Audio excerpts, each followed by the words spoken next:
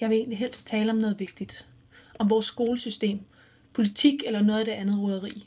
Om de vigtige ting i livet. Om de ting, jeg vil ændre. Men jeg har fundet ud af, at de ting slet ikke er så vigtige, som jeg gjorde dem til. For hvad skal jeg med politik, hvis jeg er knækket? Hvordan skal jeg kunne interessere mig for det nye skolesystem? Brokke mig, når det alligevel ikke har noget med mig at gøre, når jeg er knækket? Og nu kommer vi til det. Den farlige del. Det, der altid er farligt at tale om. Følelser.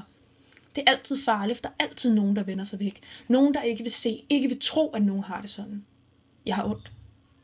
Ikke fysisk ondt, men det gør lige så ondt. Jeg har ondt. Ondt inderst inde. Jeg har ondt. Men jeg fortæller alle, at jeg er ok. Ok. Hvad er det også for et ord? Hvad betyder det egentlig? Ok.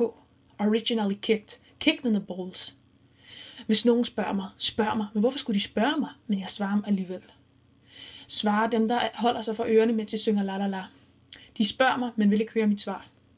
Ligesom britterne, de spørger, hvordan man har det, men forventer, at man siger, at man har det fint. Hvad nu, hvis jeg ikke har det fint? Hvad nu, hvis der er noget, der går ondt? Men det vil du ikke høre om. Du vil bare høre, at jeg har det fint, så du kan klappe dig selv på skulderen. Godt gået, en ny god gerning. Du har fået endnu et menneske til at føle sig, ja, ok.